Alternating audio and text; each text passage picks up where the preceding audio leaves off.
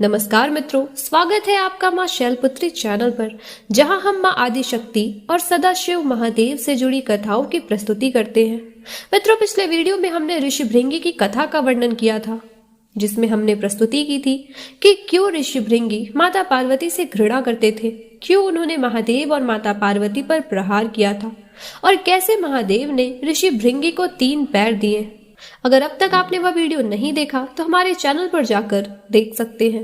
अब आगे मित्रों, जहां एक तरफ ऋषि भृंगी का अहंकार टूटता है, वहीं दूसरी तरफ शुंभ और निशुंभ महाकाली के वध हेतु उपाय खोज रहे थे। तभी शुंभ और निशुंभ के दूत वहां आते हैं और उनसे कहते हैं, महाराज, असुरों के बीच फिर से युद्ध शुरू हो गया है।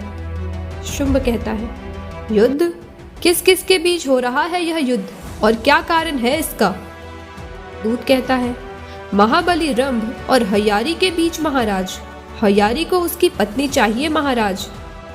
शुंभ कहता है, हमें वहां जाना चाहिए निशुंभ। शुंभ और निशुंभ युद्ध भूमि में पहुंचते हैं। वह वहां देखते हैं कि असुर रंभ और असुर हयारी के बीच युद्ध हो रहा था। मित्रों, महाअसुर रंभ को अग्निदेव का वरदान था कि उसका पुत्र सदैव अपराजित रहेगा, उसे कभी कोई नहीं हरा पाएगा। उसे केवल वही नारी हरा पाएगी जो पुरुष की शक्ति से सज्ज होगी। और इस समय वह पुत्र महिषी की कोख में पल रहा था और उसी संतान को लेकर रंभ और हयारी के बीच युद्ध हो रहा था, क्योंकि हयारी को भय था कि रंभ के संतान के जन्म लेने के बाद वह स्वयं असुरों का राजा बन जाएगा। शुंभ कहता है, हमें इस पर अधिकार करना होगा निशुंभ, ताकि उस संतान को शस्त्र बनाकर हम उसे महाकाली के विरुद्ध खड़ा कर सके। रंभ को हयारी से हारता हुआ देख उसकी पत्नी महिषी रोते हुए शुंभ के पास जाती है और उनसे मदद मांगती है। वे कहती है, असुर राज शुंभ, मैं माता बनने वाली हूँ और मैं चाहती हूँ कि मेरी संतान अपने पिता को देखे। आप इस युद्ध को रोक दीजिए, मेरे पति के प्राणों की रक्षा कीजिए महाबली शुंभ। शुंभ, मैं इस युद्ध को रोक सकता हूँ महिषी, पर तुम्हें एक वचन देना होगा।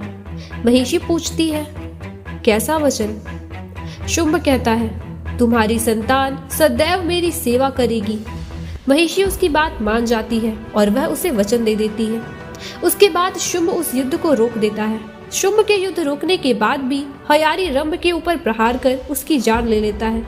रंभ की मृत्यु देख महिषी जोर जोर से रोने लगती है और अपने पति को देखते हुए क्रोध में आकर कहती है, यदि मैंने मन, वचन और कर्म से केवल आपसे ही प्रेम किया है तो अग्नि देवता, जिन्होंने मेरे पति को वरदान दिया था, मैं उनका आवाहन करती हूँ कि वह प्रकट हो और मुझे महाबली रंभ के साथ सती होने का अवसर प्रदान करे। इसके बाद अग्नि प्रज्वलित होती है और रंभ के साथ महिषी भी अपने प्राण त्याग देती है।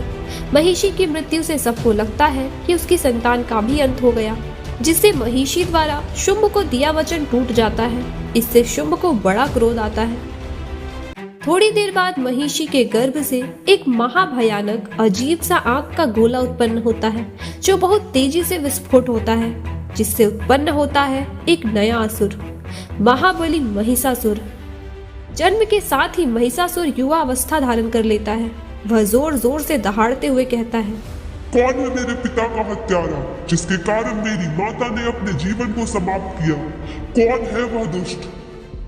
महिषासुर के क्रोध को देखकर सभी असुर भयभीत हो जाते हैं। हयारी को देखकर उसे समझ आ जाता है कि हयारी ने ही उसके माता पिता की हत्या की है। फिर महिषासुर अपनी तलवार से हयारी का सिर धड़ से अलग कर देता है और अपने माता पिता के हत्यारे से अपना प्रतिशोध ले लेता है।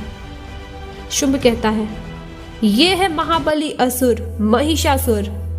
फिर सभी असुर महिषासुर का जय जयकार करने लगते हैं।